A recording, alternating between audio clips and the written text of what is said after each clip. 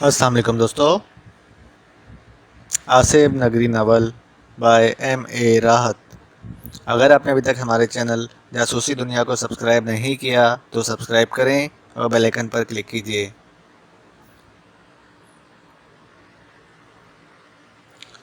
हम तो मोहतात रहेंगे, लेकिन वो खुद क्या चाहती हैं ये अंदाज़ा लगाना होगा। मुझे ख़ास तौर पर से बताओ साहब, तुम जो ताई जान से मिले हो तो उनका क्या तरीक़ेकार रहा है तुम्हारे साथ। मैंने वो बात बताई जब ताई अम्मा ने मुझसे कहा था कि इन्हें दानिश सरकार की कहा जाए, क्योंकि दूसरे बड़े बड़े लोग इन्हें यही कहते हैं। बाद में मुझे ताई जान कहने की हिदायत दी गई। अब ये तो नहीं कहा जा सकता कि ये सब कुछ बेमकसद था। ताई अब्बू भी यही कहते हैं, जैसे कि इन्होंने बताया कि ताई अम्मी अच्छे अच्छों को खाते में नहीं लाती। हम लोग बहुत देर तक यही बातें करते रहे। बाद में सरफराज भाई, मैं और दानिया बाहर निकल आए। सरफराज भाई बोले, वैसे तो अल्लाह ताला के फजल करम से हमारे पास बहुत कुछ है।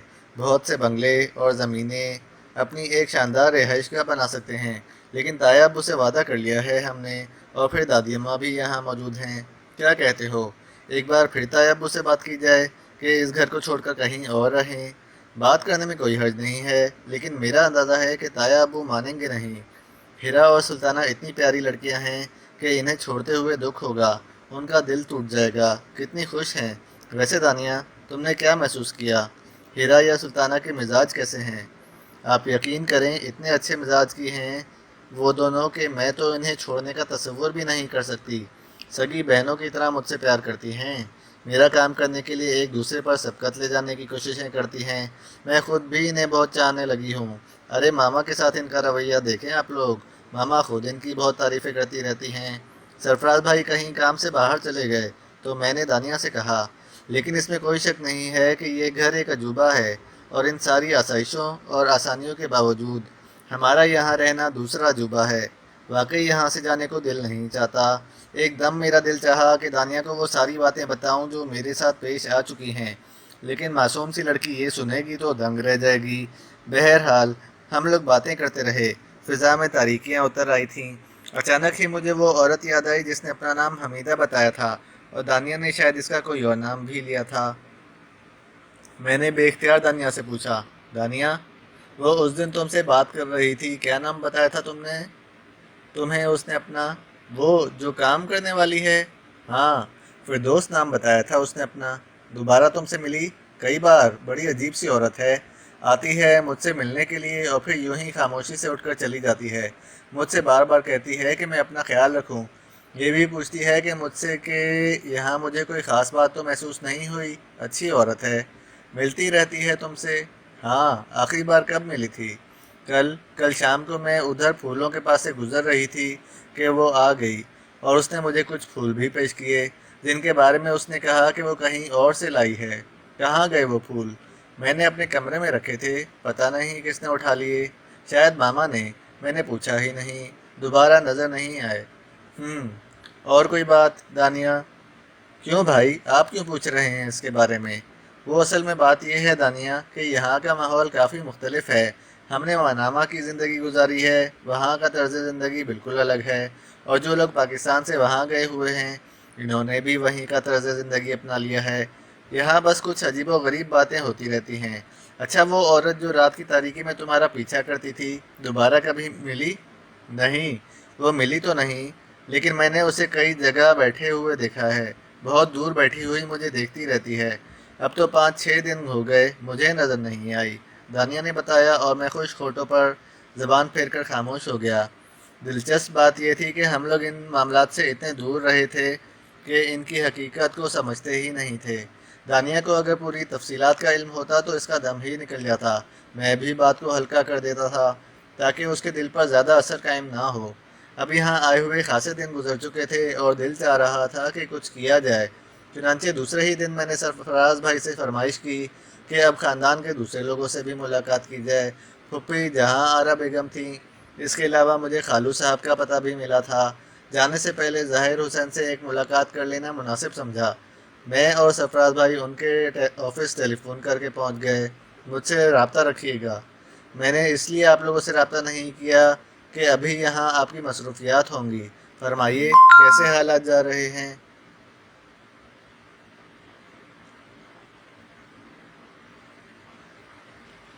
فرمائیے کیسے حالات جا رہے ہیں؟ بس ظاہر حسین صاحب، آپ ہمارا ساتھ دیتے رہیں۔ آپ پاپا کے دوست بھی ہیں اور ہمارے قانونی مشیر بھی۔ ایک بار پھر آپ سے درخواست کی جائے گی کہ جو کچھ آپ کا حق بنتا ہے اسے لینے سے گریز نہ کیجیے گا۔ آپ کی مہربانیاں ہی کافی ہیں۔ بے حد شکریہ۔ طاہرہ خانم کی سنائیے۔ ٹھیک ہیں، ملاقاتیں ہوتی رہتی ہیں۔ نادر خان ان سے ناراض ہیں اور ان کی ناراضگی بھی وجہ ہے۔ تائی جان کا سلوک کسی کے ساتھ اچھا نہیں ہوتا۔ ظاہر حسین ایک ٹھنڈی سانس لے کر رہ گئے، پھر بولے، کہاں کہاں جانے کا ارادہ ہے؟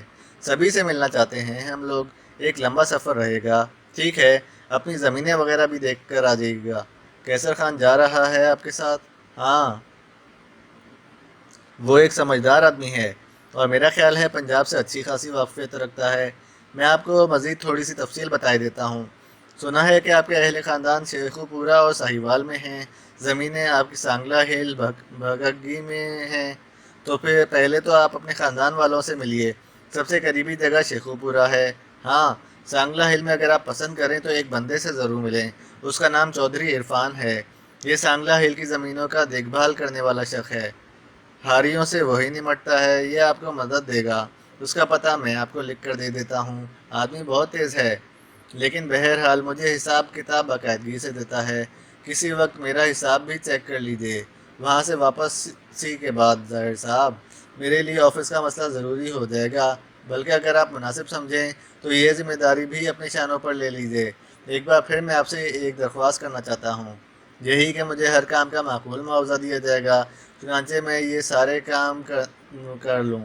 ایک بات آپ سے کہوں، میرا ذریعہ معاش یہی ہے، بہتر زندگی گزار رہا ہوں۔ آپ جو حکم دیں گے میں کرتا رہوں گا۔ معاوضوں کا فیصلہ آپ خود کر لیں۔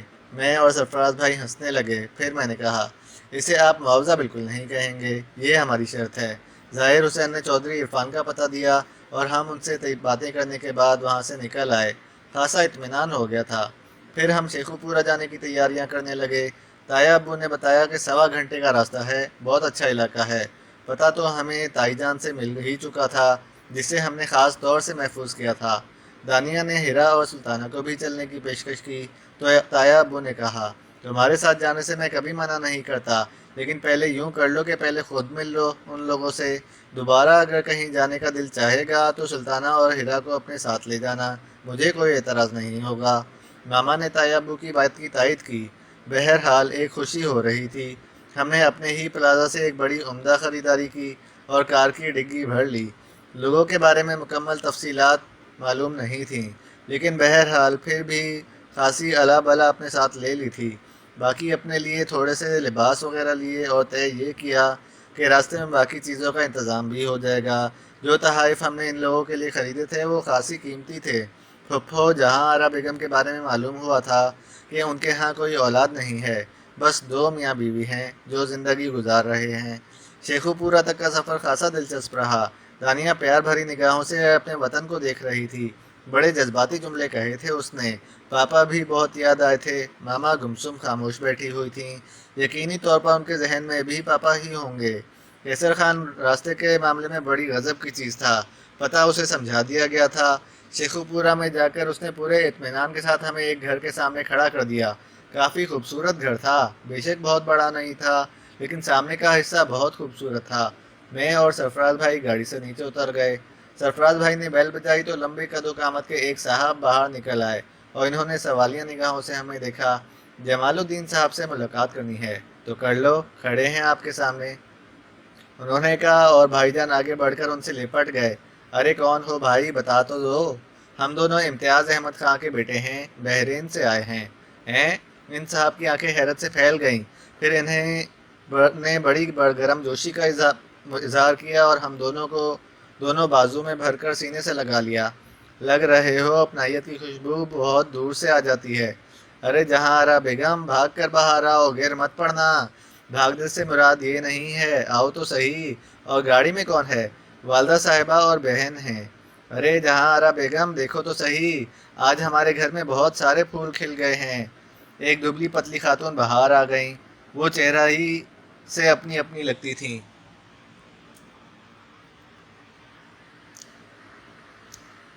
پہچانو تو جانے۔ یہ دنیا کہتی ہے کہ خون کو خون پہچانتا ہے، آج ذرا ہم بھی دیکھیں دنیا سچ کہتی ہے یا غلط۔ خون کون ہے یہ دونوں؟ کہا نہ پہچانو، میں نہیں سمجھ پا رہی۔ کون ہو بیٹے آپ لوگ؟ پھوپھی جان ہم آپ کے بھتیجے ہیں، امتیاز احمد خان کے بیٹے ہیں۔ پھوپھی جہاں آرا بیگم کا منہ ایک لمحے کے لیے حیرت سے کھلا، پھر وہی کارروائیاں شروع ہو گئیں جن میں خواتین ماہر ہوتی ہیں۔ ماما اور دانیہ بھی اتر آئے تھے، سب اندر آ گئے اور اس کے بعد ڈرامہ بازی شروع ہو گئی۔ کیسر خان بیچارہ باہر گاڑی میں بیٹھا رہا تھا، اندر خوب رونا دھونا ہوا۔ دلچسپ بات یہ تھی کہ پھوپھا جمال الدین بھی رو رہے تھے، ویسے چہرے ہی سے خاصے شاطر آدمی معلوم ہوتے تھے۔ بڑی دیر تک یہ تماشا جاری رہا، پھر پھوپھی جان نے پوچھا، امتیاز بھائی کہاں ہیں؟ کیا وہ ساتھ نہیں آئے؟ ماما نے اس سوال پر گردن جھکا لی۔ دانیہ کا چہرہ بھی افسردہ ہو گیا تھا۔ پھوپھی جان چونک کر ایک ایک کی صورت دیکھنے لگی۔ امتیاز بھائی ٹھیک تو ہیں؟ نہیں پھوپھی جان، وہ اب اس دنیا میں نہیں ہیں، میں نے جواب دیا، اور پھوپھی جان کے حلق سے ایک دلدوز چیخ نکلی، ہائے امتیاز بھی گئے! ارے کب؟ کیسے؟ کیا ہوا؟ ایک بار پھر وہی سلسلہ جاری ہو گیا۔ سب سے بڑا اور دلچسپ کردار پھوپھا جمال الدین کا تھا، بری طرح بیان کر رہے تھے اور نہ جانے کیا کیا کہہ رہے تھے۔ بہت دیر تک یہ سلسلہ جاری رہا۔ کہنے لگے، بس بھیا، بھائی جیسا دوست نہیں، بھائی جیسا دشمن نہیں، کیا کہا جائے اور کیا نہ کہا جائے، چلے گئے اس دنیا سے۔ ارے توبہ توبہ، بڑی دکھ کی بات ہے، اس طرح گئے کہ کبھی دوبارہ صورت تک نہ دیکھی۔ سوچتے تھے کہ اللہ زندگی رکھے کبھی نہ کبھی شکل نظر آ ہی جائے گی، پر یہ کیا پتا تھا کہ اب گئے تو پھر کبھی نہیں آئیں گے۔ بس بھیا، ایسا ہی ہوتا ہے۔ پھوپھی بڑی دیر تک روٹی پیٹتی رہیں اور پاپا کا ذکر کرتی رہیں۔ پھر یہ مرحلہ بھی ختم ہوا۔ پھوپھا جان حرفوں کے بنے ہوئے تھے، نہ جانے کہاں کہاں کی باتیں کر رہے تھے، کہہ رہے تھے۔ ولایت احمد خان گئے، خیر ان کی موت کے پیچھے تو وہ جادوگرنی تھی، اللہ اس برے وقت کو کبھی نہ دہرائے جب وہ جادوگرنی ہمارے گھر میں آئی تھی۔ دیکھو جمال الدین، اپنے منہ سے کچھ نہ کہو۔ کیوں نہ کہوں؟ ہوشیار کر رہا ہوں اپنے بچوں کو۔ بیٹا، اپنی تائی سے ہوشیار رہنا، پکی جادوگرنی بن چکی ہیں، اب تو انہوں نے اپنا دین ایمان بھی کھو دیا ہے۔ ہوشیار رہنا، لاہور میں ہی رہتی ہیں، تم تو لاہور آ کر اترے ہوگے ممتاز احمد خان کے ہاں۔ ممتاز احمد خان کیسے ہیں؟ وہیں اترے ہو یا کہیں اور؟ نہیں، وہیں ہیں، دادی اماں بھی تو وہیں ہیں۔ ہاں، ممتاز احمد خان نے یہیں تو کیل دبائی ہوئی ہے، بس یہیں سے ہر بات کو کنٹرول کر رہے ہیں۔ ارے بھیا، بڑا عجیب و غریب خاندان رہا ہے، بس کیا کہا جائے، کیا نہ کہا جائے۔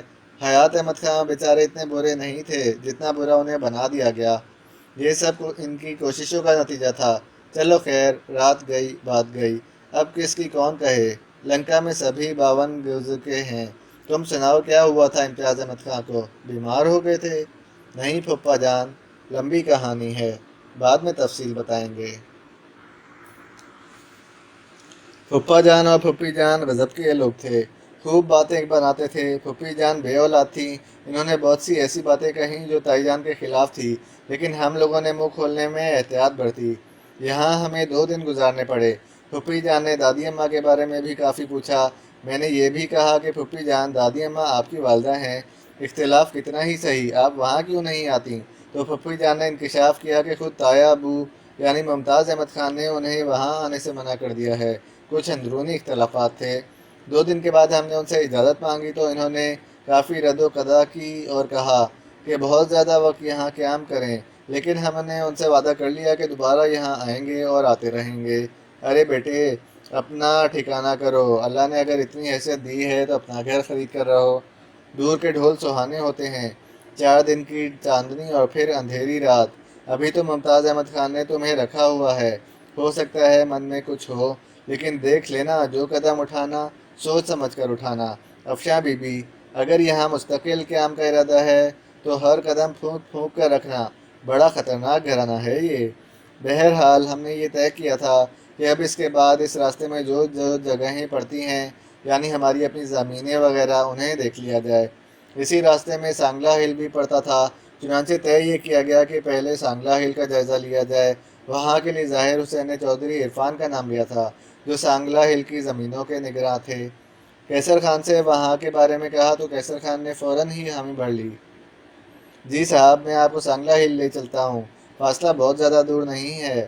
بہرحال پھوپھی جان سے دوبارہ ملاقات کرنے کا وعدہ کر کے ہم لوگ سانگلا ہل چل پڑے۔ پنجاب کی سرسبز و شاداب زمین ہماری آنکھوں کے سامنے تھی۔ سانگلا ہل پہنچ کر چودھری عرفان کو تلاش کرنا کوئی مشکل کام ثابت نہ ہوا۔ یہ بھی ایک عجیب سا آدمی تھا، موٹی بھدی شخصیت کا مالک، بہت چرب زبان تھا۔ اس نے ہمیں ہماری ساری زمینیں دکھائیں اور چاپلوسی کی باتیں کرتا رہا۔ یوں لگ رہا تھا جیسے اسے ہماری آمد کا علم ہو۔ کافی دیر تک ہم زمینوں کا جائزہ لیتے رہے۔ اس نے ہمیں قیام کی پیشکش بھی کی تھی، لیکن ماما نے منظور نہیں کیا اور تھوڑی دیر کے بعد لاہور واپسی کا فیصلہ کر لیا گیا۔ ایسے وقت نکلے تھے کہ دن کی روشنی مل گئی تھی، لیکن جب واپس پلٹے تو شام جھکنے لگی تھی۔ اس وقت ہم ایک سنسان سی سڑک سے گزر رہے تھے۔ قیصر خان کار ڈرائیو کر رہا تھا کہ اچانک ہی کچھ ہوا۔ کچھ دھماکے ہوئے اور گاڑی اچھلنے لگی۔ قیصر خان نے گھبرا کر بریک دبا دیے، لیکن یہ دھماکے بے مقصد نہیں تھے۔ تھوڑی دیر کے بعد کئی گولیاں ہماری کار کی باڈی سے ٹکرائیں اور ماما اور دانیہ کے حلق سے چیخیں نکل گئیں۔ ہم لوگ ششدر رہ گئے تھے۔ ہم پر زبردست فائرنگ ہو رہی تھی اور گولیوں کی تڑتڑاہٹ فضا میں ایک بھیانک شور پیدا کیے ہوئے تھی۔ کار کی باڈی میں مسلسل سوراخ ہو رہے تھے اور بس کوئی لمحہ جاتا تھا کہ ہم ان گولیوں کا نشانہ بن جائیں۔